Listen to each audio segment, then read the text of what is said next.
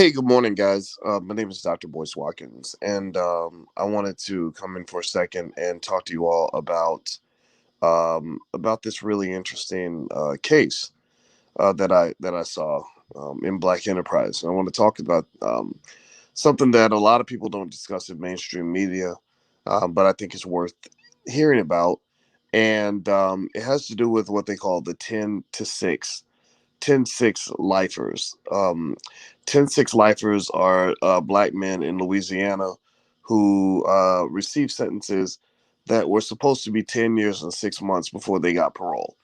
And one of these brothers in this picture here, I'm going to tell you his name in a minute, but in 1964, they told him, either you sign this plea deal and you get 10 years and you get paroled in 10 years, or you'll get the electric chair. You'll get sentenced to death, or you'll get life without parole, stuff like that. And instead of letting him out after 10 years, they didn't let him out. They didn't let him out after 10 years. They didn't let him out after 15 years. They didn't let him out after 20 years. They didn't let him out after 25 years. They didn't let him out after 30 years. They didn't let him out after 35 years. They didn't let him out after 40 years. They didn't let him out after 45 years. They didn't let him out after 50 years. They let him out 55 years later. 55 years later. And I want to talk about this because this is a reminder of where we're missing the ball when it comes to racial justice. We saw last week everybody was up in arms about the Ahmaud Arbery case, which they should have been, right? The Ahmaud Arbery case certainly was a tragedy, but when you look at the world in terms of systems, that's where the problem is in America. A lot of these cases that you get caught up in, that ain't nothing but symbolism. That's just one person, one situation, one scenario, and there's no justice that came from the Ahmaud Arbery case. None, like nothing. Nothing's gonna change. Al Sharpton's gonna get another paycheck. Ben Crump's gonna get paid when the family sues.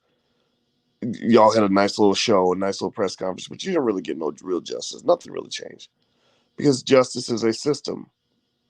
And unless people are changing systems, then there really is no justice. So let me read some of this to you. Give me a yes or no in the chat if you're able to hear me. Let me know if you can hear me. I'm switching my screen. Welcome to drboycetv.com, the home for intelligent black people. This is kind of a sad story, but I'm going to read this to you. And my heart goes out to everybody that's struggling in prison or has a relative struggling in prison.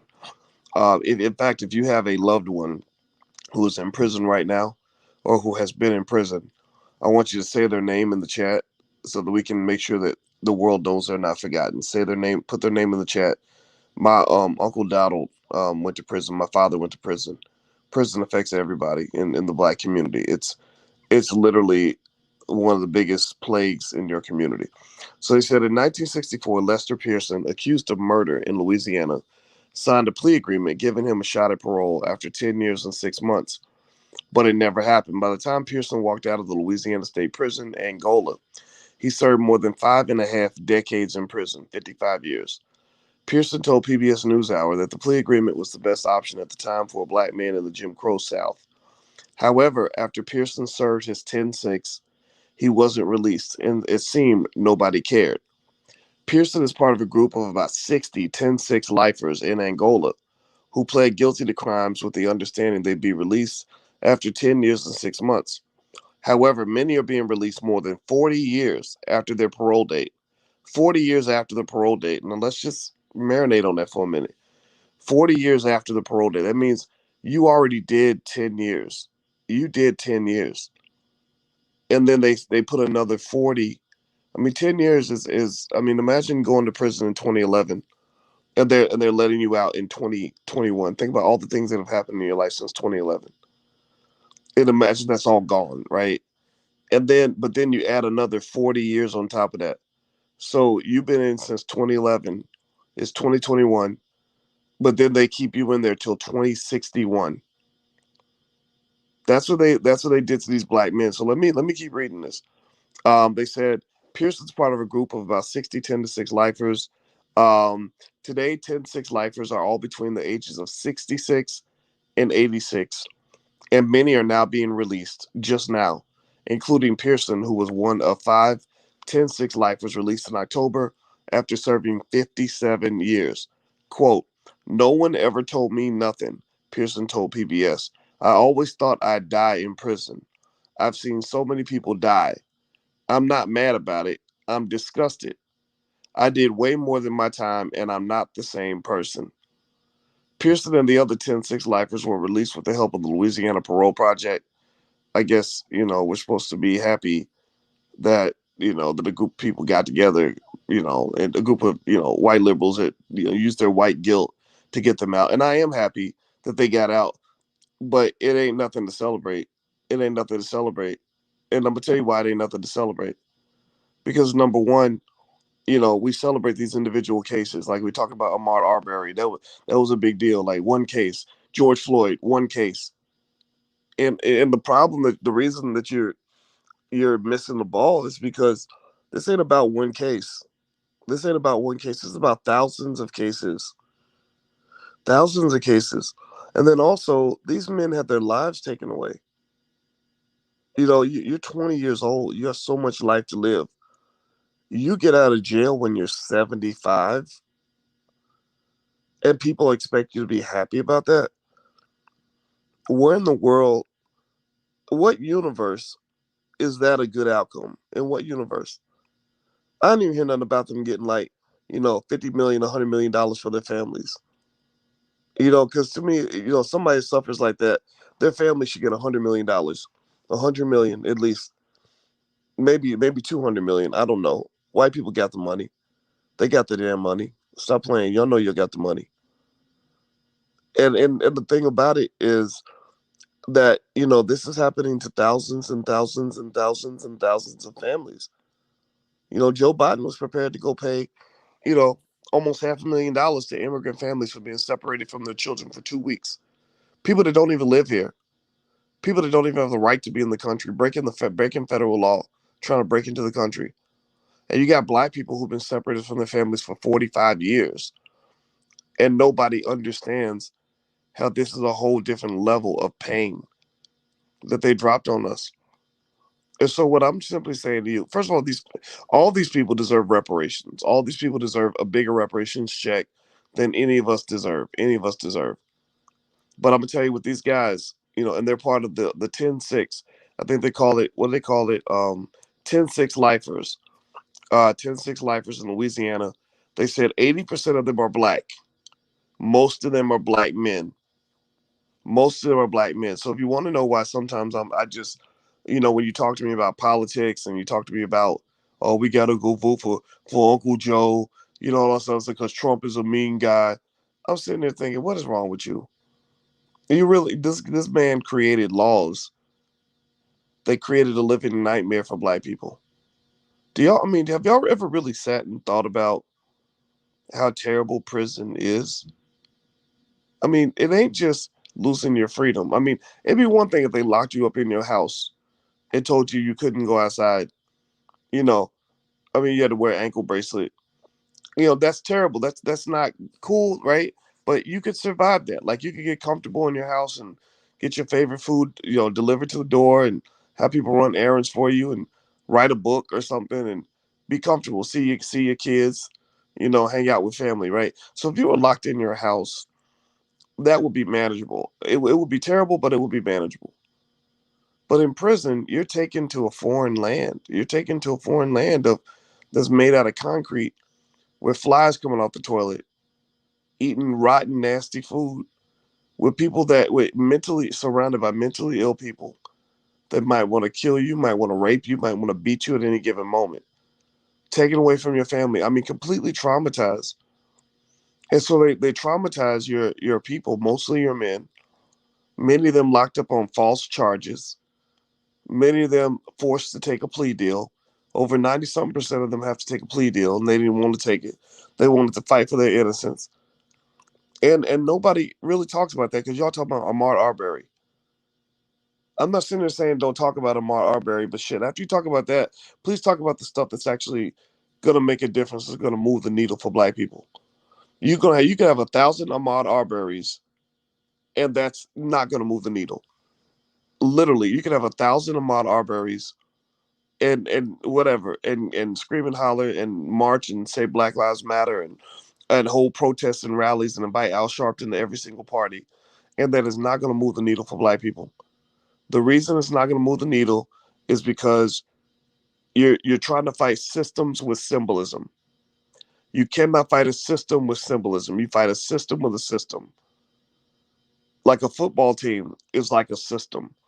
To build a good football program, you need dozens of athletes, a bunch of coaches, a long-term plan, millions of dollars, and a whole infrastructure around building a football program. You can't build a football program with one athlete. You can't have one great athlete and say, well, we're as good as a whole football program. No, you're not. You can't compete.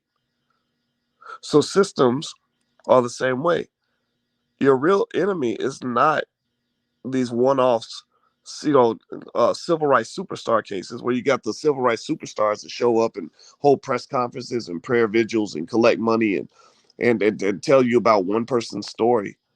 I'm not saying I don't care about Ahmaud Arbery, but I ain't got time to really sit and dwell on one guy's story when over 100 people got shot in Chicago last week.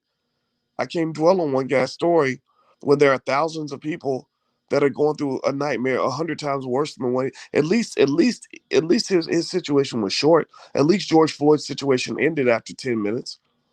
You got people in there right now, rotting in prison, being beaten every day. Some of them being raped every day. And this has been happening for 20 or 30 years, every day. And that's the thing. People aren't solving the problem because you're not going beneath the surface. You're doing things that are surface, shallow, and superficial. And there are things that make you feel good. Like we got justice for George Floyd. We got a conviction. Yeah. We got a conviction in the Ahmaud Arbery case. Justice was served. No, it wasn't, fool. Justice wasn't served. Justice is a three-course meal. You gotta they delivered a damn goddamn tic tac to your table. They bought you a piece of celery and you up here talking about dinner was served. They gave you a lollipop. That's what that was. That wasn't dinner. That wasn't justice. Dinner was not served. Justice was not served in the Ahmaud Arbery case. Because justice being served, here's what just let me give you just so you can understand. So I'm not just ranting about this, but I'm pissed off about it. So I am ranting a little bit because you should be ranting too. You should be ranting too. Here's what justice looks like. Justice does not look like the Ahmaud Arbery case. Justice does not look like the Ahmaud Arbery case. Let me repeat that. The Ahmaud Arbery case didn't have a goddamn thing to do with justice. It just didn't. It just doesn't. It's three toothless hillbillies in Georgia that are all going to go to jail because they killed one black person. You somehow think that represents Juneteenth. Like you literally have the media is telling you to go dance in the streets like black people did in the Wiz when the witch got killed. So that's so justice was not served in the Ahmaud Arbery case. I'm sorry, but justice wasn't served in Ahmaud Arbery's case. Justice was not served in George Floyd's case. Justice was not served in Breonna Taylor's case. None of that was served. What was served was symbolism. Symbolism was served. What was served was Ben Crump got him another $30 million check, or a $20 million check, or a $5 million check, or a $2 million. I don't know how much money the man makes every time a black person dies, but Black Death has become um, an industry. It's become a very profitable industry. It's become a little bit like Big Pharma. That's why your civil rights superstars are always on the scene, ready to put on a performance every time you get riled up over emotionality. So in the Ahmaud Arbery case, justice was not served. Here's what justice looks like from a criminal justice standpoint. Colin Kaepernick, I hope you're paying attention because you talk about justice a lot. And I'm going to make the assumption that you're intelligent enough that at some point you'll support people that can get on the job with some of this stuff. Here's what justice looks like. Justice is when you tell your politicians that want your vote, we demand that you get an army of that you spend $10 billion, the same amount of money or more that Joe Biden spent on his mass incarceration initiative.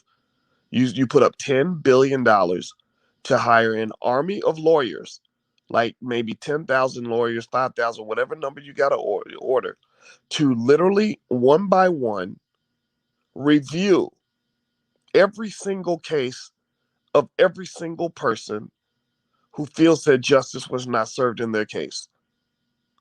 Do you understand what I'm saying? Are y'all listening? Give me a yes in the chat if you're hearing the words that are coming out of my mouth. You have 10,000 lawyers that are reviewing expeditiously 10,000 lawyers going through, and if each lawyer goes through, say in the course of a year, let's say 100 cases, what's 10,000 times 100? Let's see, let's do the math here. 10,000 times 100 is what, a million? Is that a million? Is that right? Did I get the math right? 10,000 times 10 is 100,000. 10 times, yeah, there we go. So a million cases reviewed of every single person who says justice wasn't served. That means review every case of every person who says, I was forced to take a plea deal I didn't want to. The all-white jury gave me 30 years or 10 years or 5 years.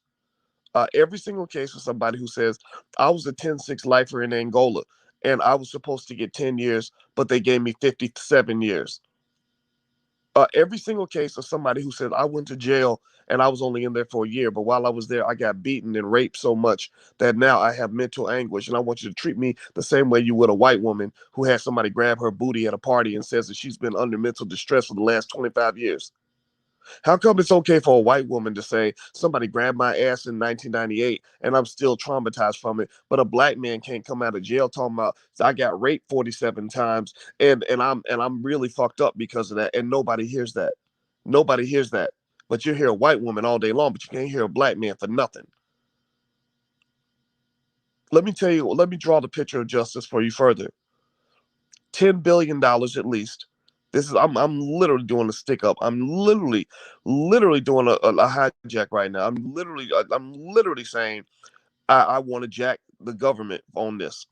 Seriously, or what do you call it? I'm hijacking your vote, in my view. So it's gonna cost you at least 10 billion. So spend the same amount of money that Joe Biden spent getting 100,000 cops on the street.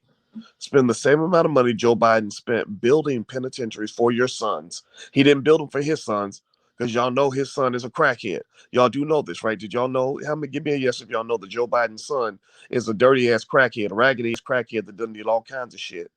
He didn't build that prison for his son. He built that prison for your son. He built that prison for your brother. He built that prison for my older brother. He built that prison for my daddy. He didn't build that for his kids. He built it for your kids. So I want you to spend the same amount of money, you fucking asshole, Joe Biden. I want you to spend the same, excuse my French, I'm sorry, I get mad about this. I apologize. I know I don't sound professional right now, but I mean, I'm serious. Y'all Negroes get on my nerves with this nonsense.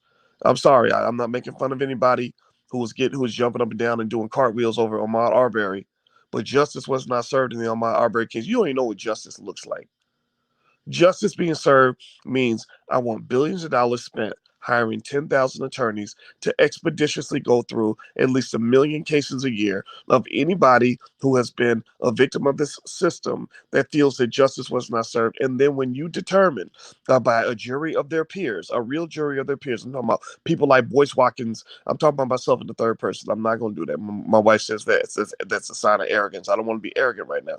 But people like myself and others sitting on the juries, deciding that justice was served. And if we determine as the jury of their peers that justice was not served, then each of those people should get a check for between $1 million and $200 million, depending on the severity of the injustice. Every single one of them should get reparations. You can create a fund for that too, Uncle Joe. Because seriously, if you Uncle Joe, which I hate that term, I need you to go ahead and put aside, because you put aside hundreds of billions of dollars during the pandemic. I need you to create a fund of about $250 billion that we can tap into, so we can write $1 million, $2 million, $5 billion, $10 million checks to every single person and their family who endured this injustice. That's what justice looks like, Black people. Justice is not Ahmaud Arbery and the guilty verdict. You don't jump very high because you set the bar too low. You set the bar 2 inches off the ground and you call yourself a high jumper. The bar of justice is set 2 inches off the ground, and you jump, and they jump 2 inches off the ground, and then you say, "Ooh, look, yeah, look, boss, we done jumped high. We done jumped high." And I'm gonna just tell y'all the honest to God truth. Nothing about the Ahmaud Arbery case inspired me one bit. Nothing about the guilty verdict. Not because I didn't care about Ahmaud Arbery, not because I don't care. I'm sorry, I don't have the emotional energy to care about one person's case when there's 100,000 other cases that y'all don't give a shit about right now, that you're not paying attention to. Seriously, it's really unbelievable to me. Justice is about systems, not about individual people. Individual stories are what they market in media because stories sell. Since the beginning of time, the ability to tell a good story has always been profitable. When they measured the TED Talks, which got the most views on YouTube, they found that TED Talkers who got the most views spent 76% of their speech telling stories. So the reason the media doesn't address systematic justice and racism and systematic injustices is because they're too busy telling you stories. Pay attention, read carefully. If you read a news story, I want you to read how in the beginning they'll start off by saying, little Pablo and his mother Margarita had traveled 400 miles from Ecuador to cross the American border. They were looking for a better life to get away from the horrible Ecuadorian gangs that had killed Pablo's father and were threatening to kill the mother. So this is why Joe Biden's policy on immigration is unfair and blah, blah, blah, blah. They always start off with the story. They always start with the story. So what I'm telling you is that when with what the civil rights superstars do, and I'm not trying to be, uh, I'm not trying to sound like I have an overwhelming amount of animosity, but I just want you to understand what's going on here. The civil rights superstars have learned how to monetize the story. Ben Crump shows up and he gives you the story. John Wilson was out and he met some white people and something happened and John Wilson ended up dead. And because John Wilson's black and the defendants are white, I want y'all to get riled up and triggered so that you'll get upset so that I can then take your anger, your energy, your trauma, and I can take that into the local mayor's office and negotiate a $10 million settlement for John's family, which good for John's family. But then the Crump firm is going to take 2.5 million of that 10 million or 3 million of that 10, whatever their percentage is, because John's family can't afford a damn lawyer. But Ben Crump is on the scene. Now, if John Wilson had been white and the same situation had occurred, I would not be here. But because he's black, and I know that you're triggered by racism, and I know you have a hair trigger reaction where anytime something happens between a black person and a white person, you assume that that is some sort of reflection of systematic racism. I'm going to milk that cow until the udders fall off. Now, I'm not mad at Ben Crump for getting his paper. He's a good lawyer. He deserves to get paid. God bless him for getting paid. But I need y'all to understand this, black people. I need y'all to understand this. Ben Crump getting paid ain't got shit to do with you getting justice. You getting justice is not the same as Ben Crump getting paid. Those are two separate events. You got no justice from the Ahmaud Arbery case. There's nothing in your life that's going to change because the Ahmaud Arbery case occurred, because there's a guilty verdict. Nothing.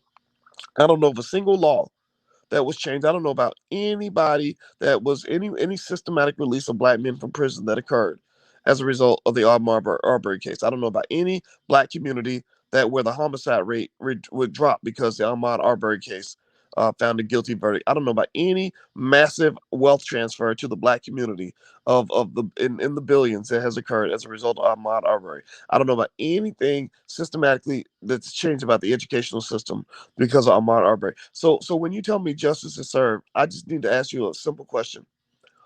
What the fuck are you talking about? What are you talking about? When you say justice was served, what are you talking about? Like it says Amanda Seals and I mean, all these other people, they got online and said justice was served, y'all. Angela Rye, justice was served today. What are you talking about? Like what explain. Where is the needle moved for black people as a result? Give me a yes or no if you understand what I'm saying. Let me know you understand what I'm saying. I cannot be the only person who sees this. When I look at this situation, I woke up this morning and I read this story about these black men in prison in Louisiana, which is, by the way, the absolute worst place on earth to be in prison if you're a black man. It's not a coincidence. I mean, every Wednesday night we read Dr. Claude Anderson's book, Black Labor, White Wealth. We have the book club. It's totally free. Go to BoyceWatkins.com and look for Black Keys to Greatness. You can join for free and get free access to my life class. It doesn't cost you anything. We're reading Dr. Claude Anderson's book, Black Labor, White Wealth. And one of the things you'll learn about this book as you study how America is so racially fucked up is that you will understand that it's not a coincidence that the states that had the most black slaves also have the most black prison inmates. So prison is nothing more than a modern day manifestation of slavery. So they literally, all these people talking about justice was served and trying to get you to go buck dance and do the electric slide because of the Ahmaud Arbery case. None of these people, they're sitting there in the middle of modern day slavery. So again, don't bring Joe Biden's raggedy, rusty white ass in my face ever and tell me to go vote for him. I don't vote for the Klan. I don't vote for Hitler. I don't vote for Nazis who exterminated my people. I don't do that. Maybe you do that. Maybe you do that because you think that's the best that you can do. Maybe you do that. Maybe your self-esteem is that low. Maybe you do it because you're just caught up. Maybe you just don't know. Maybe nobody educated you. I mean, that's what it is, right? America, white people gave you your education. They sent you to Brown University and taught you that justice was something completely different from what it actually looks like. And you really are in the unfortunate position of being stupid, but you really think you're smart. See, the thing, I give props to all stupid people. Props to stupid people who know that they're stupid. Like I like that. I like dumb people who say, you know what, Dr. Boy, I don't really know a whole lot. I respect that. I respect the dumb people who know they're dumb. What I have a problem with is not dumb people who know they're dumb, because dumb people who know they're dumb, they're like, hey, I got a few things. I ain't there yet, but I got a few things to learn. I'm a little ignorant, but I want to get better. They understand where they at. They know that they're not quite where they want to be, and I respect that. What I don't like are people who are dumb but think that they're smart. That bothers me. That bothers me. There's nothing more frustrating than when the dumbest person in the room jumps to the front, pushes the teacher to the side, and says, "Let me teach the class." And I'm gonna teach all of y'all with my dumb ass. So you sitting up there with your dumb ass, wearing a pair of tiny glasses, trying to look smart, and you got papers. You got your papers. White folks gave you your papers. You got a degree from Yale, so white folks gave you your papers. So they got got everybody thinking that you're smart, and then you start saying some really dumbass shit and people start listening to you, your dumb ass, because you've tricked them into thinking that you're smart. See, that's what white people do. That's what white supremacy does. That's what systematic racism does. It creates systems where they take the dumb black people and put them at the top of the pile and say, no, these are the smart ones. Listen to them. This guy wrote a whole book on anti-racism and he speaks at white universities all over the country. So he's one of the smart ones. No, the people that really know what's going on are the people who've been up close to the nightmare. If you, I'm serious, give me a yes in the chat if you have anybody in your family that has gone to the penitentiary. Put a yes in the chat and say their name. Don't just say, put yes and say their name. Say their name so that we know that they're real. Because people act like they don't exist. So if you really want to talk about fighting systematic racism, the first step to fighting systematic racism is you must have a system. When Ohio State got beat by Michigan this week, Michigan took a decade to beat Ohio State. The reason Michigan beat Ohio State is not because of what one player did on that football field. Michigan beat Ohio State because on that day they had a better system. They didn't have one better player, they had a better system. So in order for you to fight a system of white supremacy, you must confront it on a systematic basis. So again, let me lay this out. Let me show you what justice isn't. Inside so that you'll be prepared, because next week they're going to have another case for you. Next week they're already prepping up the next case. I sat next to Al Sharpton very closely back in the day when I made the same mistake of believing that justice was served when you follow up on these one individual cases. And these cases are like commodities. I still remember when Sharpton called me into his office one time when we were seeking justice for a lady named Kelly Bolar back in Ohio. And I'm not going to talk too much about it because I'm not trying to violate a private conversation, but I have to be honest. And I remember he got very upset with me because I had talked about Kelly's case on the Jesse Jackson show. And he said, I wanted you to break the case on my show. And I said, well, does it matter? I said, I thought all that mattered was that people found out what happened to this lady. Kelly Williams Bolar was a single mother who got arrested for sending her child to a school outside of her district. And then I was kind of like, wow, I did not know that there was all this jockeying for position to get behind these cases so you could be the first one to break the case. Because when you're the first one to break the case, that means the media is going to come to you. If you're the first one to break the case, that means that black folks are going to listen to you. If you're the first one to break the case, that means that the paycheck is going to come to you. If you're the first one to break the case, that means that you're the one who gets to go to the police department and to the mayor's office and negotiate and get a settlement. Right? So these cases, these Ahmaud Arbery cases, ain't nothing but cash cows for a lot of these civil rights superstars. I'm not saying that they don't care at all about black people. I'm not saying that they're all demons. I'm not saying that they're terrible people. I'm just saying that it's all a bunch of bullshit. A lot of it's bullshit. I'm not, and again, I mean, so, and I want to say it carefully because I don't want you to think I don't care about Ahmaud Arbery, because I know you're emotionally invested in his story because they told you his story. But fuck, man, they didn't tell you the other 80,000 stories that you didn't hear. Do you understand what I'm saying? Do you know that there's probably 100,000 stories I could tell you that are 100 times more heart-wrenching than Ahmaud Arbery? And you're not hearing those stories because you're paying attention to one.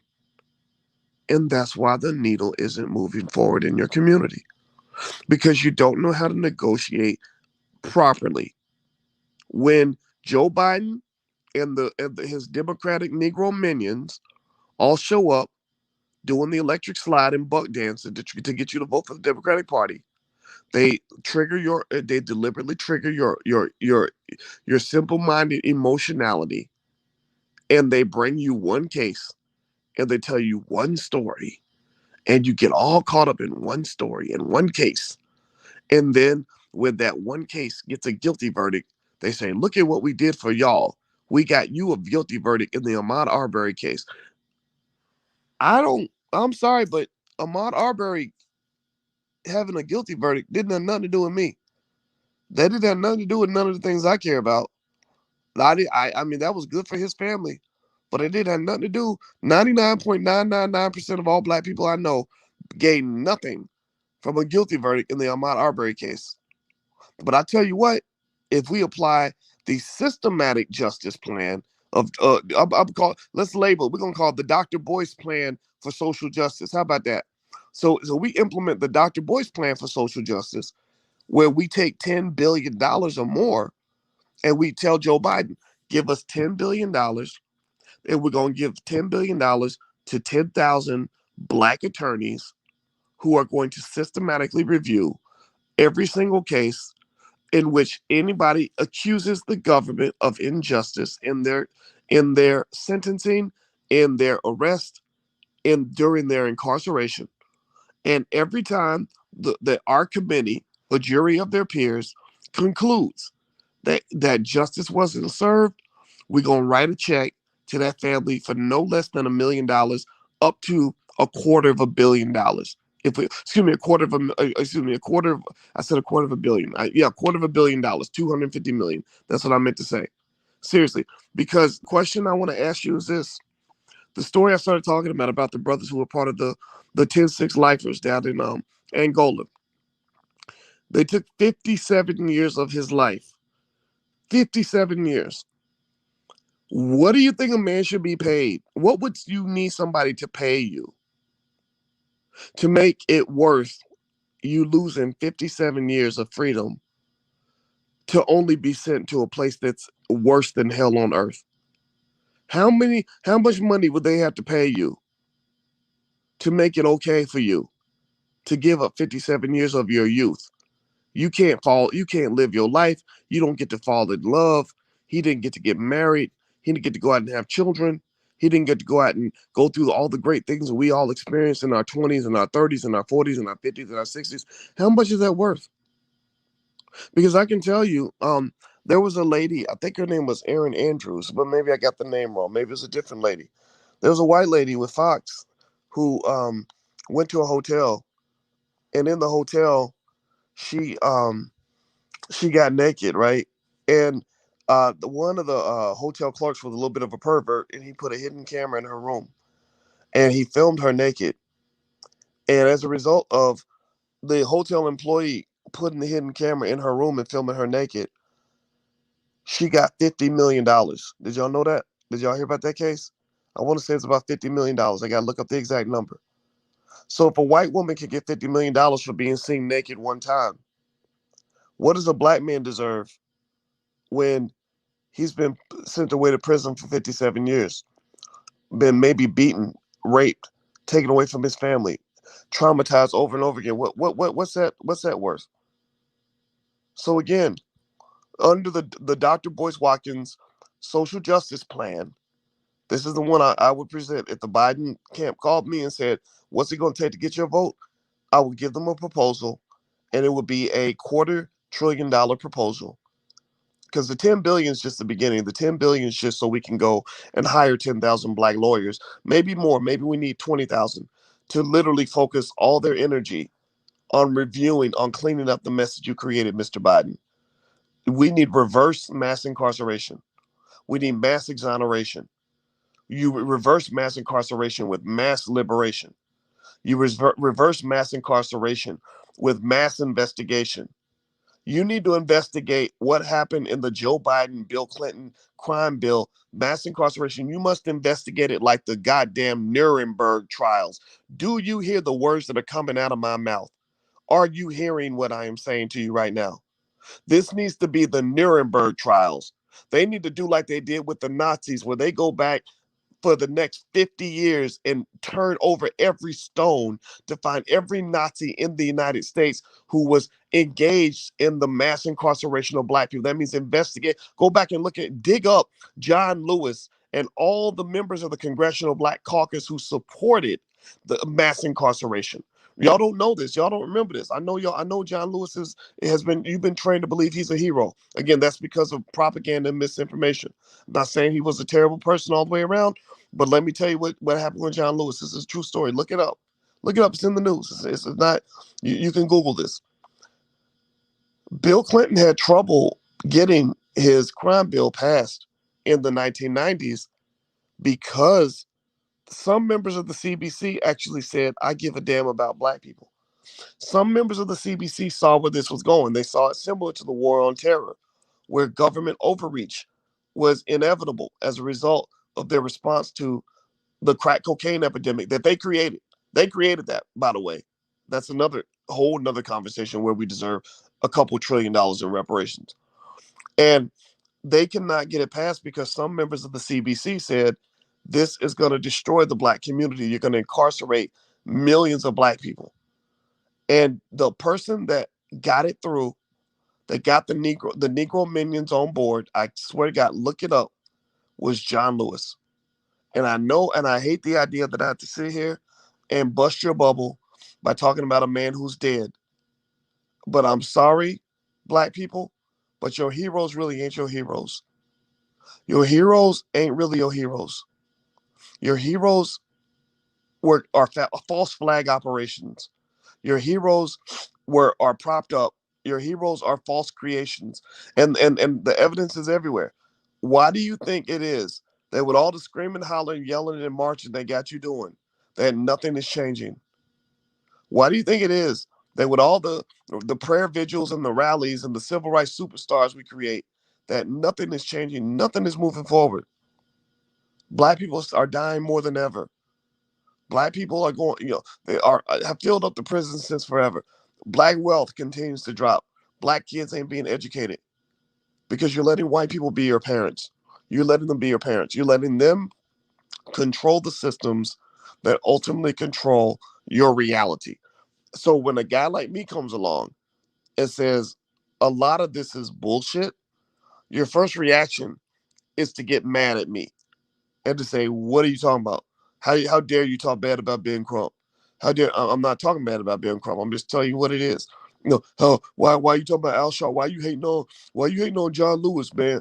I'm not hating on John Lewis. John Lewis was hating on himself when he sold out. Seriously, because selling out was very popular. Because that gets you on TV. That gets you a job in Congress.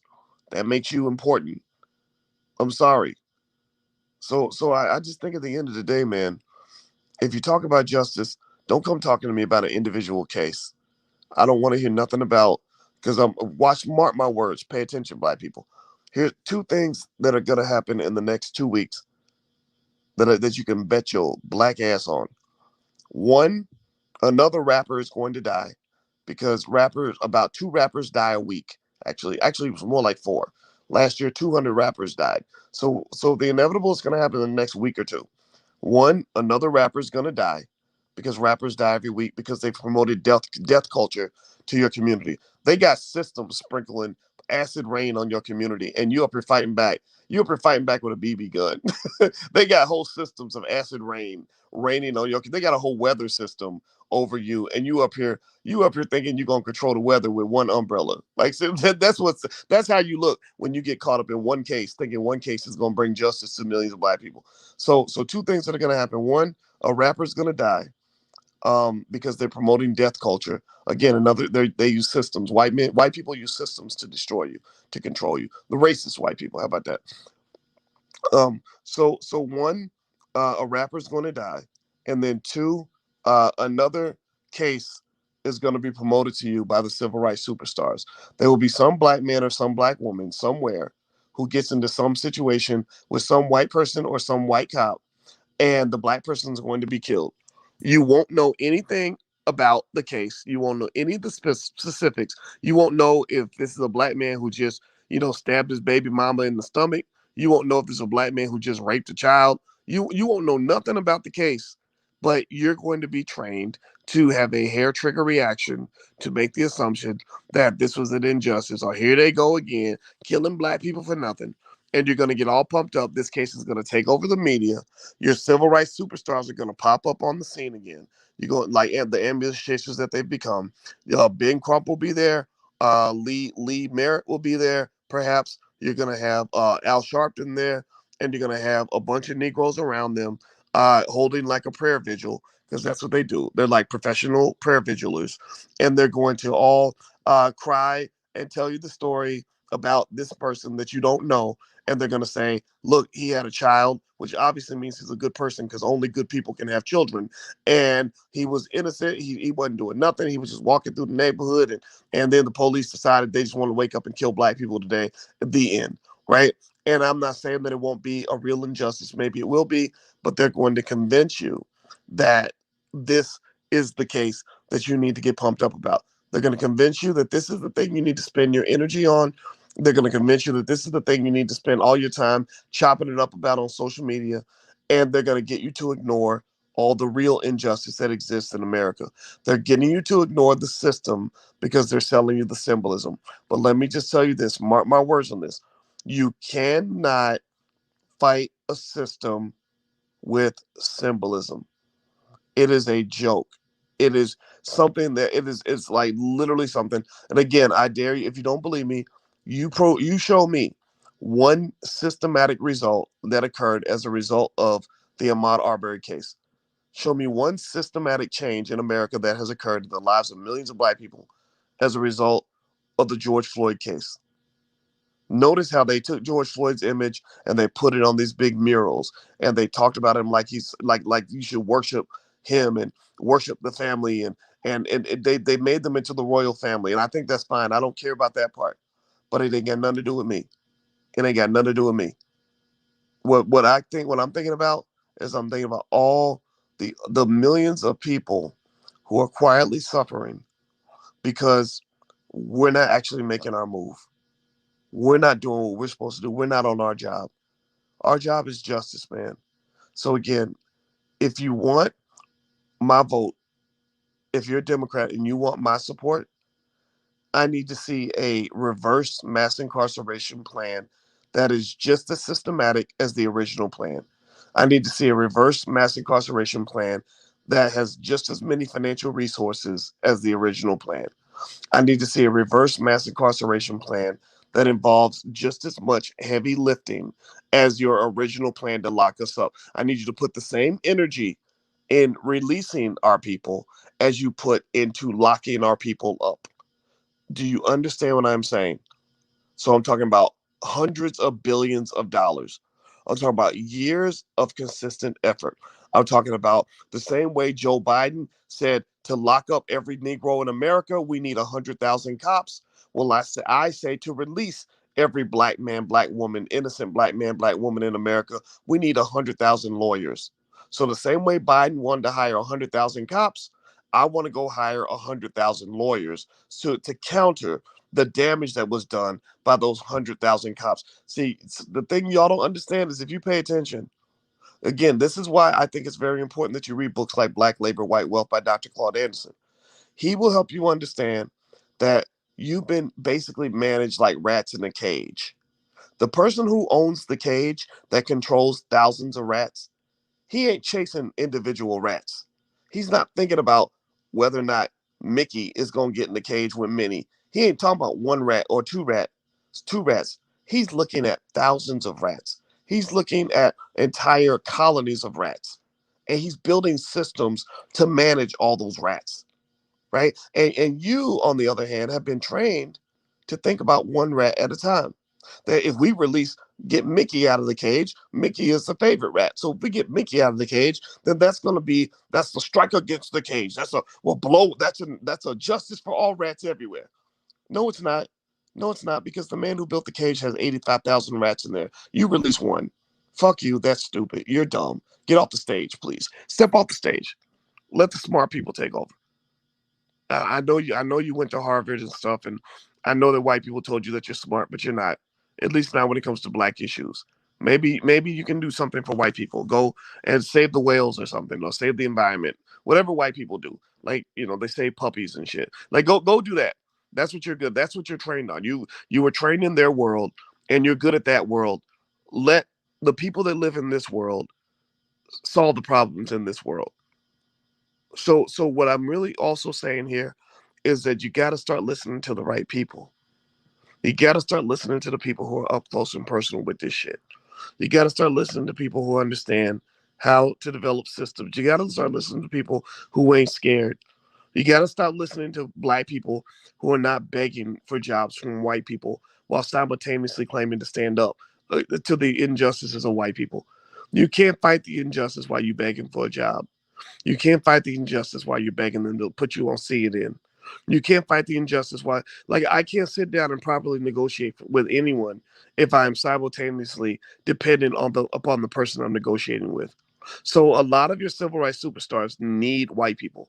That's why you will rarely see them do much of anything without a white person being involved at some level, because they need a benefactor.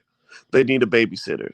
They need somebody within that system to give them the come up, because the system is all they got. So what I think you might want to pay attention to are the independent black people who are not scared to truly and authentically speak the truth and address the truth on issues that affect our people. These people exist, but you're not going to see them on TV, because that is another system. See, notice I keep using the word systems, because they use systems to control you. Media is another system, in addition to the prison system, in addition to the educational system, in addition to the economic system that is used to manage and control you. So until you learn systems, you will never be free. If you don't learn how to address things on a systematic industrial scale, you can't compete with that white man. Because this white man, understand, this white man has won wars with his systems. He's won wars with his industrial capacity. He won World War II, not because he had better tanks and planes than the Germans. He won because he was able to mass produce millions and millions of tanks and planes and bullets and boats and whatever he needed to fight that war. So if you can't think in terms of systems, you will never win this war. That's all I got to say, guys. I'm out of here. And if I said something that offended you, I can't apologize, because there's too many people suffering for me to care about your feelings right now. It's just terrible, man, and it breaks my heart. So shout out to the 10-6 lifers. I cry, my heart cries for you. And shout out to every black man and black woman who is struggling with the pain of the penitentiary, both before and after your release. My heart goes out. I hope that you can find the peace that you seek. I hope that you will consider therapy to help you work through this. You did not deserve this. And I know that the world acts like they don't care about what happened to you, but I really do. And I'm getting emotional even thinking about it. And I think that it's because as a black man, when I see a whole lot of men that look just like me, having these kinds of fates, either ending up dead or in jail, that really hits me, man. So I did this podcast for you. So everybody, please have a good day. Hit the thumbs up button, share, subscribe button on your way out. And if you'd like to know more about what we have going on, feel free to go to boycewatkins.com. God bless you guys. I'll see you soon. Take care.